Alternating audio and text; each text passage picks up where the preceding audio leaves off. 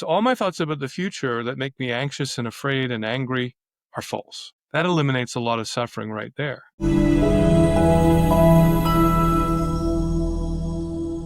Today's guest is someone whose life journey is nothing short of remarkable, deep transformation. Jonathan Labman, or John, as I love to call him from now on, is a spiritual awakening professional with over 24 years of experience guiding thousands out of the shackles of abuse, anxiety, and exhaustion into lives of peace, clarity, and liberation. A survivor of childhood abuse and religious cults, John's story is not just one of survival, but of profound awakening and purpose. He shares his insights through his compelling column, Simply Awake, and his powerful book, Being Human and Waking Up. With a rich background in psychology, energy healing, and yoga, John is here to help us reconnect with our truth, master the basics of being human, and discover what it really means to wake up. Welcome to the show, John. How are you doing?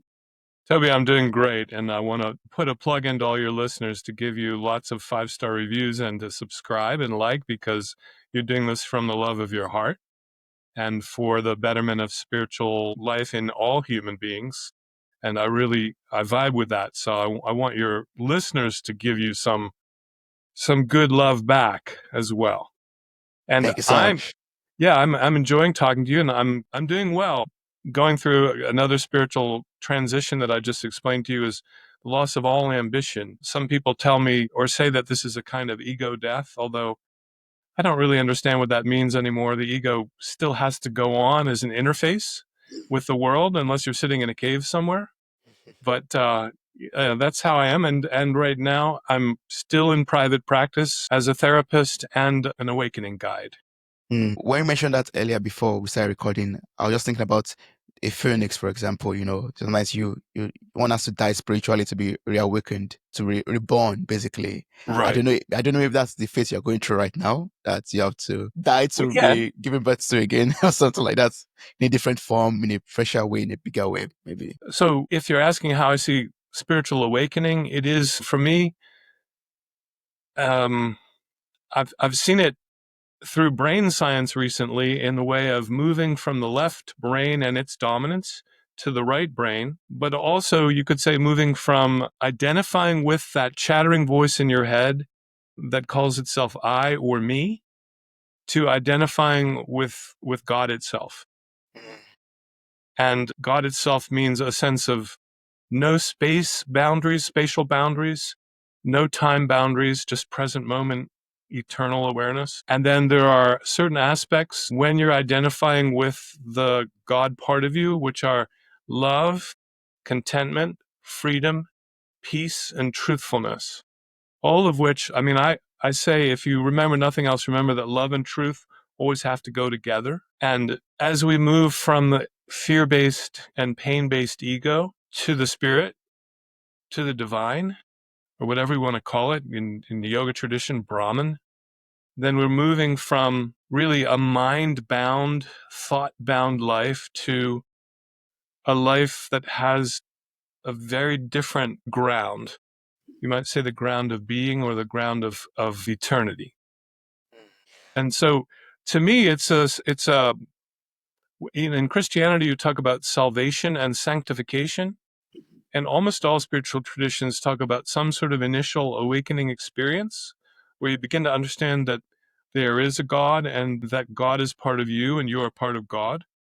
And then there's a transformative journey where you keep learning, first of all, how to be a human being, because nobody teaches us how to deal with the fact that 90 to 95% of our thoughts are false. Nobody teaches us how to name and feel our emotions. I mean, at least in the Western culture that I grew up in, nobody was interested in emotions. They either wanted you to be happy, or if you're a man, you could be angry, but now you can be angry only in a certain way, right? The idea that there was anxiety or fear, there was melancholy or grief or sadness or, extreme grief. All of those things are not even really talked about or taught in school at all. And so when people come to me and they're suffering, I first try to teach them, okay, start to notice that your thoughts are not you. That's the first step, really, is you separate yourself from your thoughts. You realize there's another part of you that's not just thinking, thinking, thinking all the time, and that life is not about thinking. Life is about the contact with the senses, and we're in contact with the reality through our senses. And if we want even sort of physical and emotional stability, we need to spend less time in our thoughts and more time in nature and in contact with three-dimensional world. That there's a gradual transformation. All the patterns that you learned growing up, maybe that you brought into this life from other lives, if you believe in past lives, which I do because of personal experience, all of that has to be refined and transformed. And usually the refining is difficult. They don't call it purification for nothing. But it's like, the divine is burning the dross or the lead out of your gold so that you eventually become transparent and hopefully shine with the attributes that we all agree are divine attributes like love and truth. Yeah, yeah. Oh, that's so profound. If I could take you back a little bit, earlier you talked about, living that pain-based life, basically, like leaving that behind you, like, overcoming that. I mean, I find that very intriguing, and I would like us to revisit your past a little bit, if that's okay with you, Oh, it's because fine. Yeah. you've experienced both, deep trauma and deep transformation. You are in the cult. You had experiences with the cult in the past, been abused also in the past. So can you take us back to that moment in your life, and also to the moment when you realize that you are no longer a victim or to all of this anymore? Can you Right. walk us through that? So, very briefly, because I'm 70 years old last month, Oh, congratulations. Happy thank you. birthday. I grew up in a normal middle class home in the United States, right outside of Trenton, New Jersey. But I was subject to sexual abuse in my home as a child by one of my parents. And because of abuse, and now I've studied a lot about it now because of my own history and interest in helping others. The brain gets changed and coordination can be difficult. So when I went to school, and also you don't trust people, or you don't know who to trust really when you're being abused by a parent. And so I went to school and I was very awkward and uncoordinated. And so I was really bad at sport, all kinds of sports. And so I was the last picked for teams, and I was bullied and picked on and sort of tormented in school. And the only way that I survived that was that I was actually a good academic. So, and I became the teacher's pet, which of course made me more the target of abuse, but I didn't know that. I was trying to find some way to attach to an adult in a way that was safe. And so go on to about age 15, and I'm really by then pretty tormented. And I started going to a psychologist because I was so messed up inside and so confused and so anxious. I would come home every day with terrible headaches. I was just petrified of being in school. So lived a life of fear.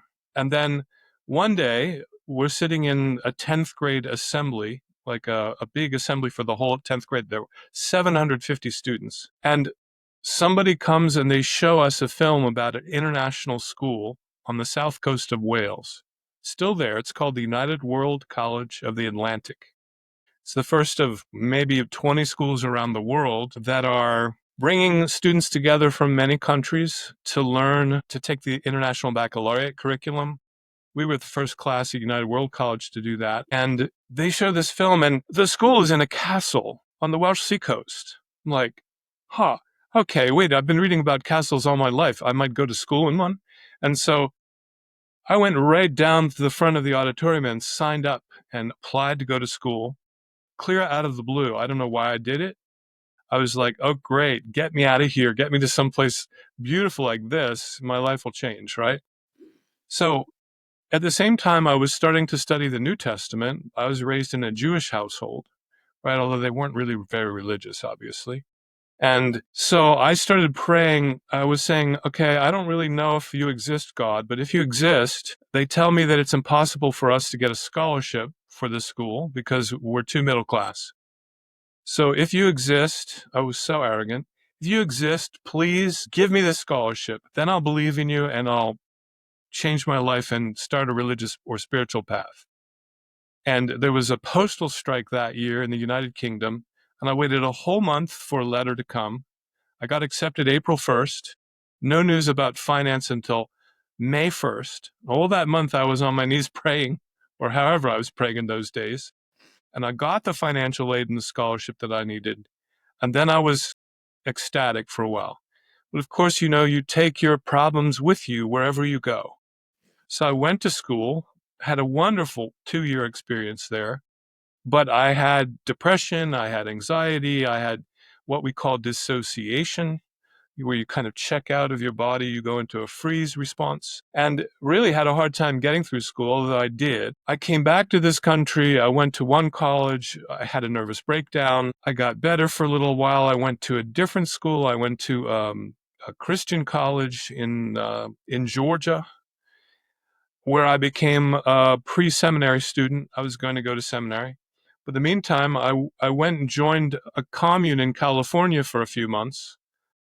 Left school, right? So I was just all over the place looking for some sense of security and peace and some connection with God that I could feel. I go to this commune in California, and after 3 months, I'm depressed again.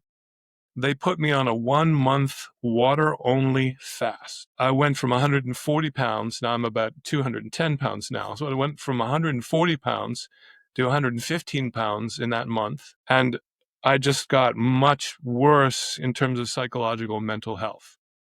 And by the end of that time, I finally decided to go home.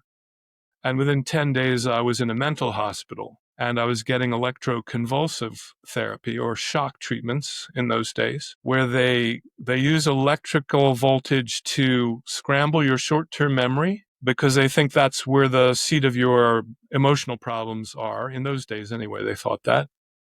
I was diagnosed with schizoaffective disorder, which is not exactly schizophrenia, but it's sort of an environmentally caused break with reality, and with severe depression.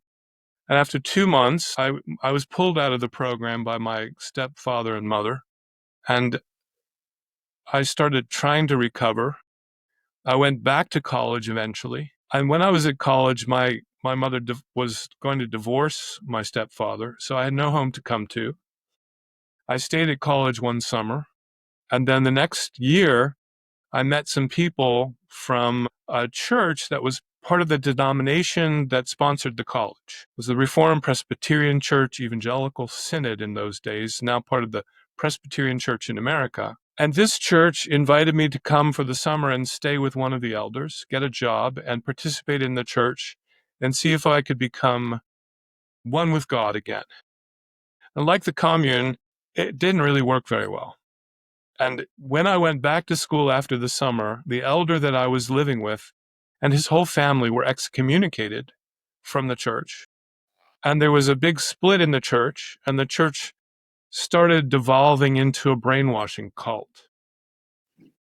And when I finished college, I came back because I had taken lifetime vows to be there and serve God there and become more holy there. We kept the Sabbath, we were celibates, we were strict celibates, and we gave a tithe of our pre-tax income, 1/10, to the church. And we had to really hear everything they said and repeat it the way they wanted us to repeat it. And we had to feel what they wanted us to feel. And we eventually got cut off from our families, and we weren't allowed to mix with our colleagues at work, although we all had jobs. And after about 6 years of that, someone tried to burn the church down. And then the woman who really was running the church behind her husband and son, who were the two elders, decided that all the church members must be in sin, otherwise God would never have allowed that to happen to the church. So we were all put on suspension from communion. We were all going to be excommunicated if we didn't cough up some sort of secret sin. Well, I coughed up what I thought was a secret sin, but since I had never actually acted on my sexual orientation at that time, I decided, they said, oh, that's not your secret sin, and you still have to tell us what that is, or you can't come back into the church. You're going to be excommunicated. And for 6 months, I paced the floors at night until 3 a.m. usually. and then went to work the next day, trying to figure out what to do. And finally, we were carrying pews back into the church, having refinished them, And I thought, well, I still haven't come up with anything else that I can think of that's this terrible secret sin. And they said to me, well, if you are gay and you leave the church, you're going to get AIDS and die and go to hell. But if you come into our church and you haven't coughed up your secret sin, you're doubly damned to hell as a hypocrite. So I was given what was really not any kind of a choice. It was what we call in psychology a double bind. You're damned if you do this, you're damned if you do that. There's no choice that you make that'll be good for you. And at that point, it was October of 1984. One Saturday morning, I packed up my things, put them in storage, and fled. And the next day, I was in therapy with a psychotherapist in Princeton, New Jersey. It's a long way away because I was living in King of Prussia. So it's about an hour and a half. But somebody found me this therapist, and that woman that was the first time I felt like I had any hope to have a life of my own, and that I had anything in me that was valuable to give anybody else. It was the first time I felt like I might be able to live and be myself. And that, I was already 29 years old. That started my transformation into being a conscious human being. And that continued into many different other places over many years, including training as a method actor, coming out as a gay man during AIDS epidemic in New York City, meeting people, deciding I hated acting. I had a Broadway voice, and my two vocal coaches had Broadway stars singing with them, and they told me I could sing on Broadway, but I would have to go to school. Well, I didn't like it at all.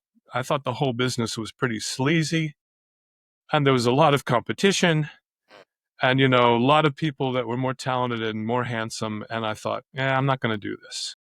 So, but it really taught me a lot about emotion, that even your imagination can bring up a lot of emotion in your body.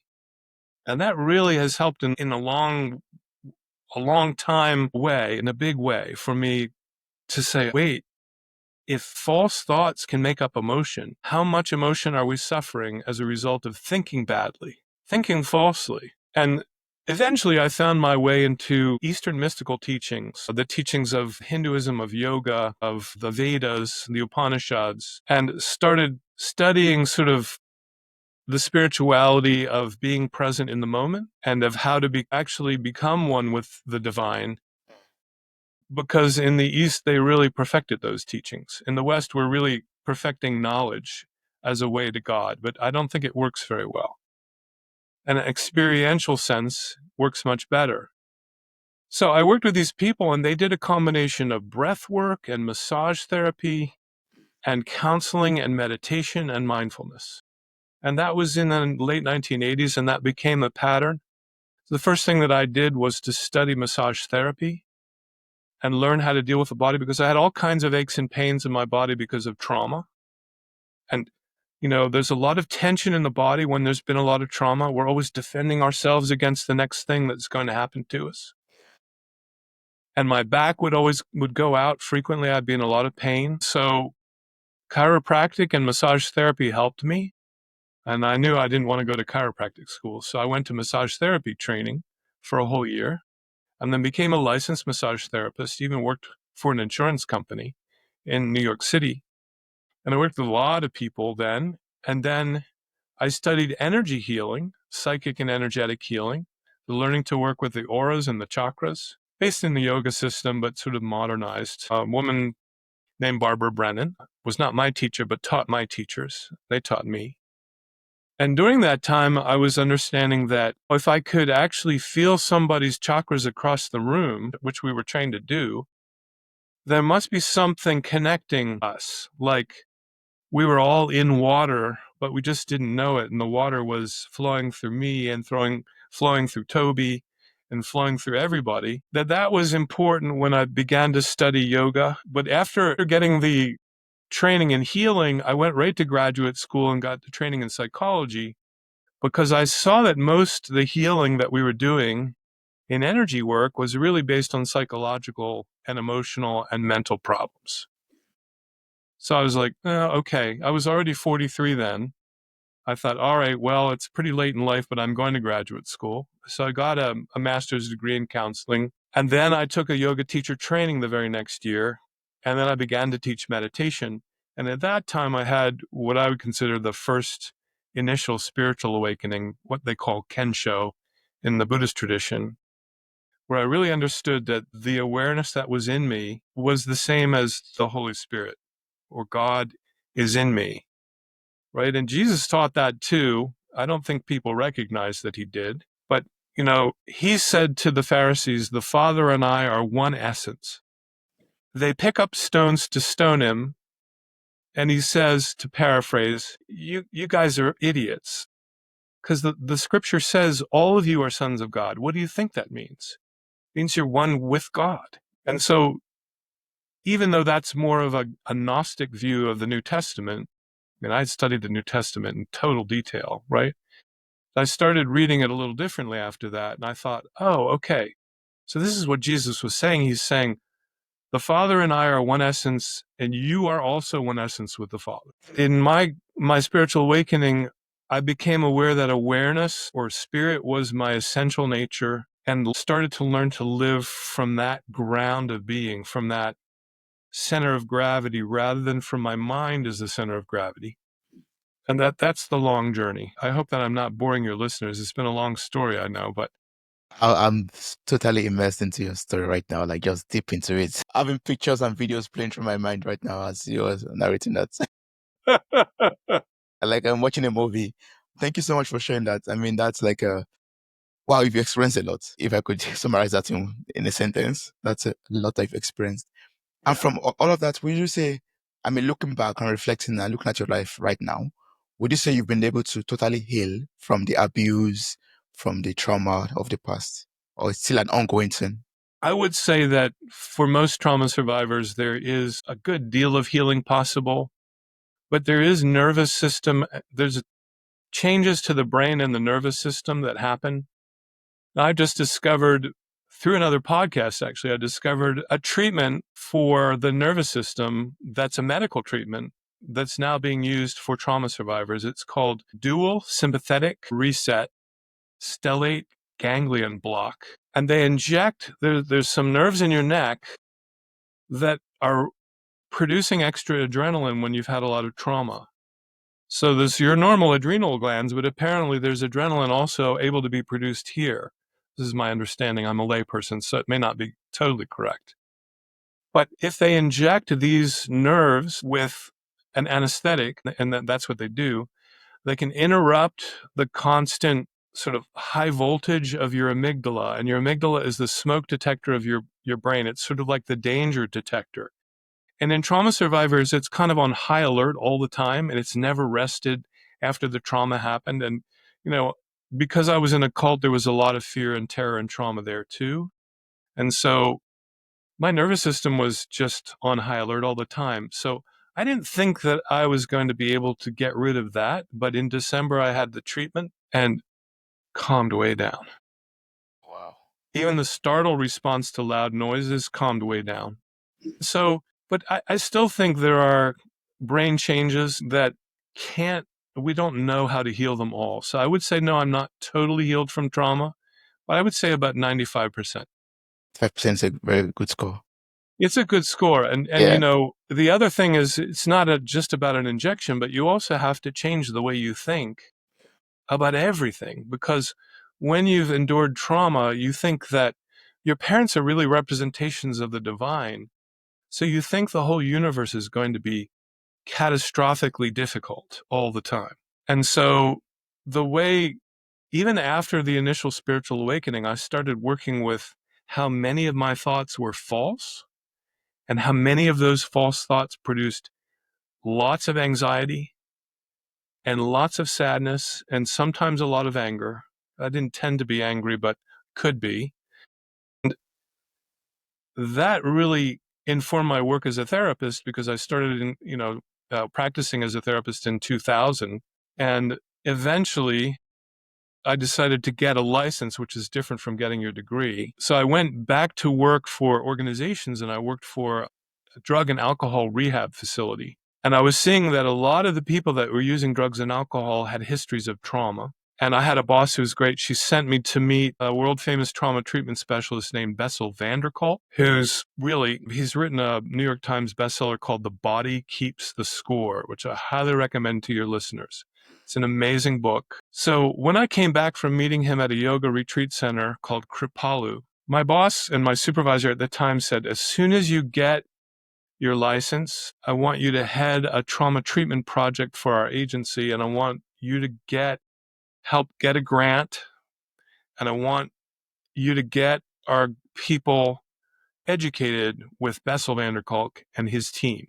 And that was before we had FM and Skype and Zoom, and they had all this elaborate camera equipment. This was in 2011, I think, and we had 30 weeks of training with Dr. van der Kolk and all of his PhD staff and his MD staff in trauma.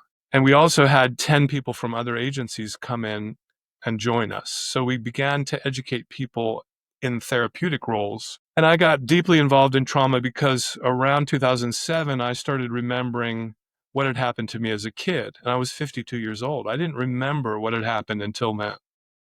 And it was only because it was happening to somebody in the next generation in the family that I even remembered. And so that got me very interested because suddenly my world was upside down, and here was all this trauma I didn't know anything about. And I'd had a sort of, I don't know if you know the word saccharin, right? Artificial sweetener. I had a sort of saccharine view of my previous life, totally shattered. And then I began to understand what people would go through if they were being treated for trauma successfully. And I really wanted to do that because I knew how hard it was being for me to feel better. It's kind of like life just went upside down. I couldn't sleep at night, and I was 52 and I was already a therapist and I was already spiritually awake, but this stuff comes up and then you're totally overwhelmed. Yeah. I mean, I've been getting this recommendation often. The book, The Body Keeps It Counts. I think I should pick it up very soon to read also. Yeah, but I mean, I think I've been reading like a bit of excerpts from them, like a bit of extractions from the book. And there's one, maybe not from the book directly, but I've heard also in the past, correct me if I'm wrong, that sometimes the brain blocks out some memories from our childhood days just to protect us, basically. Some That's bad things that I might exactly have right. experienced. Yeah. Yeah, you're absolutely right. The brain, that's called dissociation. It's also called a freeze response. When you go into freeze response, it's because your nervous system is so far up the ladder of heightened anxiety that it can no longer cope. So you go into freeze. In freeze, there's no verbal ability. The verbal centers in the brain go dark. There's nothing, no energy there at all. All the energy is in fight or flight, and you're not able to speak. And then it's hard to remember. Your right brain can remember, but I think the left brain, the verbal, goes offline altogether. So, and then, yes, much later, if you're safe enough, the memories can begin to come up. But of course, when they do, then you're sort of re-traumatized unless you're getting treatment. Another good book to recommend to you and to your listeners is Dr. Bruce Perry and Oprah Winfrey wrote a book called, now can I remember it? What Happened to You is the Oh, name of the book. yeah. Have you seen that one? I listened to the interviews about them, like Oprah Winfrey Okay. interviewing the doctor. I was like, okay, yeah. Yeah, and I had studied with Bessel van der Kolk first with that program that I mentioned earlier, the 30-week program. But then I was also invited to study with Dr. Bruce Perry, who wrote What Happened to You? And that was a year-long program with about 20 of us from various agencies. And he was also really good and really clear. In the book that he wrote with Oprah is very simple in terms of there's not a lot of technical psychological language or neuroscience language.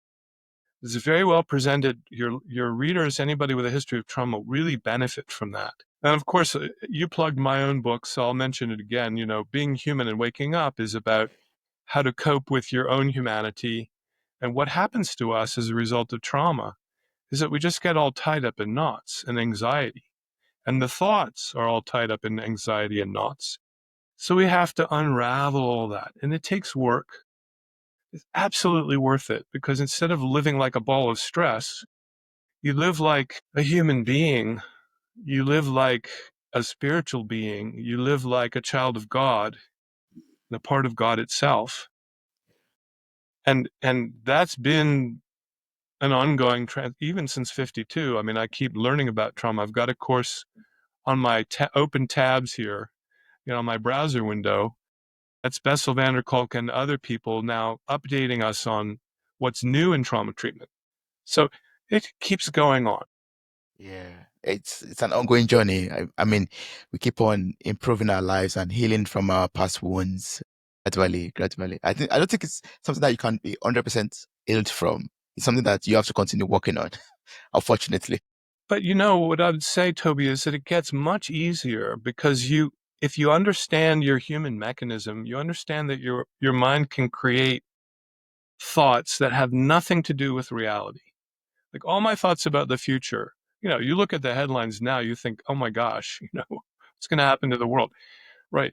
All my thoughts about the future really are false. They're lies. God doesn't give us a view of the future. We don't have a crystal ball. We're not mind readers. We're not future readers. It's all my thoughts about the future that make me anxious and afraid and angry are false. That eliminates a lot of suffering right there. And then whatever I think about what other people are saying, thinking, and doing about me or in general, they're false too, unless I ask the person. Like you're smiling at me this whole time, right? You could be you could be thinking, "Yeah, that Labman, he's a real idiot." And if I were still believing my thoughts, I might be afraid of that. That's true. Yeah. But when you look, you can't possibly know what anybody's thinking unless they tell you. And also then all the thoughts that we learn about ourselves as survivors of abuse, people that have insulted us, people that have called us names, people that have said this, that, and the other thing about us, the people that told me I would get AIDS and die and go to hell if I was actually gay. I understand that all of those thoughts about myself are also false. Trying to put the self in words is like trying to put the ocean in a glass. You That's can't do it. impossible. It's impossible. Just allow your thoughts to flow and watch them, basically. Detach yourself from them, observe them. Right, Yeah. observe them and realize that most of them are baloney, to use a polite word, otherwise known as BS to your English speaking listeners, right? Yeah. And so when you realize that those thoughts are also causing your body to generate a lot of contraction, a lot of anxiety and anger, a lot of adrenaline comes from those thoughts. You just can gradually over time, you can shut down all of that unnecessary emotional and physical suffering. Because when you're anxious, your body is kind of like this. You lose your neck if you're my age. Shoulders are up to your ears. All kinds of things happen, right? That's true. So, your listeners, if they're struggling with trauma and they want a better life, it's there, it's available. The trauma treatment, I'm sure in Europe is quite good too. And here it's just gotten better and better. And then when you add meditation and mindfulness and a true sense of being part of the whole universe and the universe actually supporting you, which we would call a spiritual path, but I would just say, well, that's real life, right? Then the capacity for peace and for basic contentment actually comes online, maybe for the first time, especially for people with lots of trauma. I mean, thank you so much for that. Apart from reading your book, a question that's coming up for me right now is apart from reading your book and getting other resources, to help on this journey of healing, what can we listeners right now have in our first aid kit in case, something comes up during our healing journey? We're on this healing journey, but sometimes life just happens and things get triggered, some wounds get ripped off again and it becomes fresh again. What can I do as a first aid kit to, cover it up and clean it up properly so it heals again? Well, it's a really great question. So the simplest thing, if it's a thought-based catastrophe that's happening, if it's all internal, question whether the thought is true. But if something's happening on the outside and the inside and you're overwhelmed, what I say to people is you want to get present in your body. You want to look around the room literally like you're a dog or a cat, kind of Hmm. moving from the waist Yeah. right? And looking around the room and see if there's any danger actually present in this moment. Mm. Yeah, exactly, like that. Yeah. And then if you see that there's no danger, get your feet on the ground and see if you can feel your feet on the ground. Can I feel my feet? Okay. Can I feel my hands on the arms of the chair if there are arms, or on the desk? I have a nice Turkish wood desk here, right? It's very smooth. Can I feel the sensations? And that begins to put me back in touch with reality as it currently is, not a memory that brings back a terrible set of emotions. What we call flashback is really emotions from the past that flood the present, make us feel unsafe.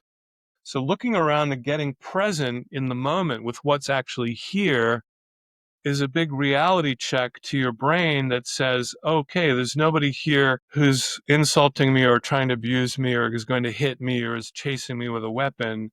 Right? I'm safe right now. You might even say something like, repeat that, like, I'm safe right now, I'm safe right now, or whatever your listeners would say to themselves that would be similar to that. I'm safe, or everything's okay right now. I used to use those mantras when my trauma first came up and I couldn't sleep at night and things were so difficult, about 18 years ago.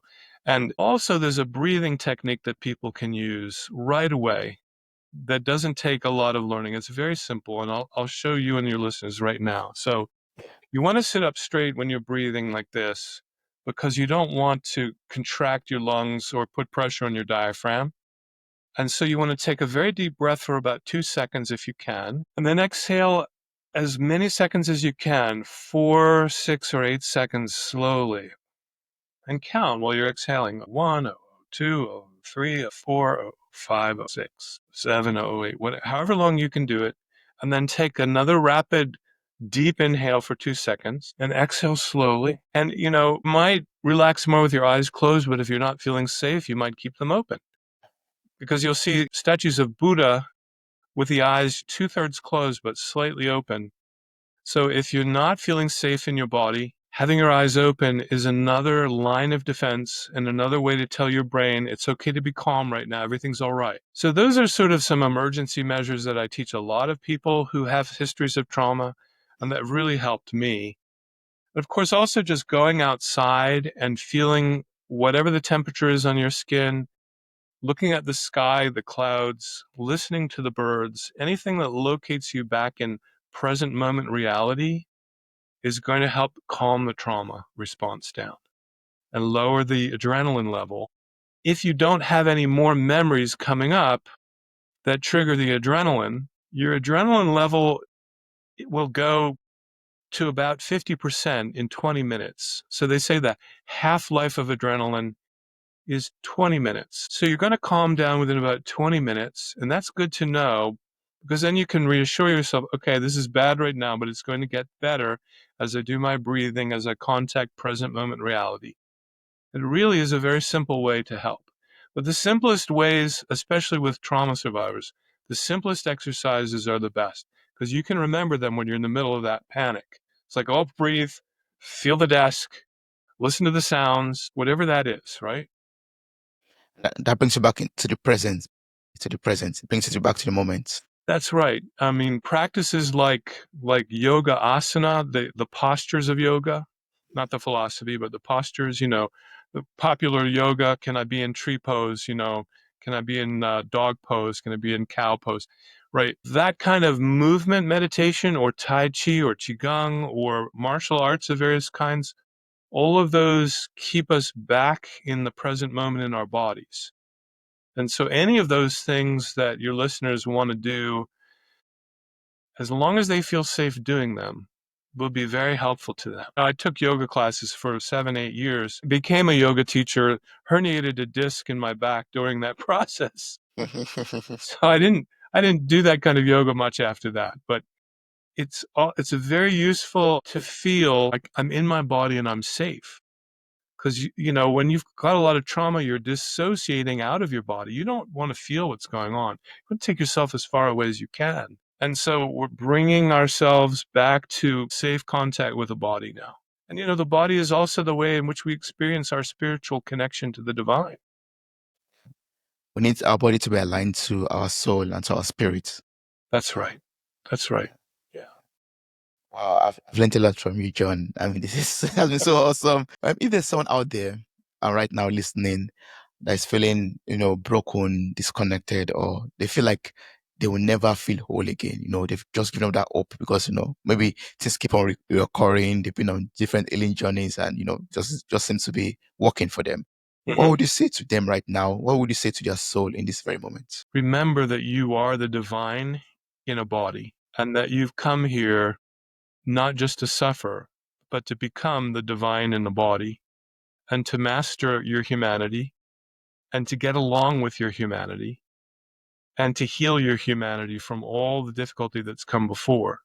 And it's possible to do it. I'm nobody special. If I can do it, you can do it.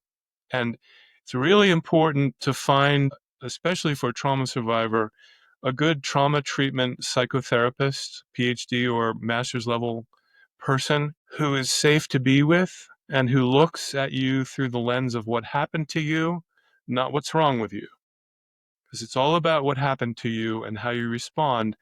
And you can undo how you responded to trauma. And then when you undo that, then you're free to respond to the present moment. And that is a process that does work and can happen. And I'm living proof of that. That's awesome. Yeah, we are all spiritual beings having physical expressions at the moment, and yeah, That's right. That's right. that's what came up to me when you said that right now. Like, oh yeah, okay. Yeah, that's a very good quote. So for people out there who, for example, would love to pick up your book, also get to work with you, in your practice also, what's the best way to connect with you? What's the best way to work with you? Well, because of your generosity and that of all the podcasters I've been, I'm going to give your listeners a free copy of my latest book in PDF form. And all they have to do is write to me on an email, and it's this: support. It's what we all need. Support at simplyawake.com. And Simply Awake, SIMPLYAWAKE with no space.com. Support at simplyawake.com is the best way to connect. I will send them a free book. I will also offer them a free 15-minute consult. Even if they're in Europe, doesn't matter. We can work out the time difference. And that's how they can contact me. And my website is called simplyawake.com. So it's very easy to find that as well. There's more information there. Awesome. Thank you so much, John. It has been so wonderful speaking with you. I'm so happy that you shared your story, took us on that journey, and through that story also learn how we could, I mean, not just learn, but you gave us that hope that even though you go through abuses and trauma in the past, you have the ability to heal from it and to get That's right. much more spiritual, awakened. That's right. It's available. Don't suffer. Go and it. Wow, that's awesome. Thank you so much. You're very welcome. It's my pleasure to meet you, Toby. Thank you very much.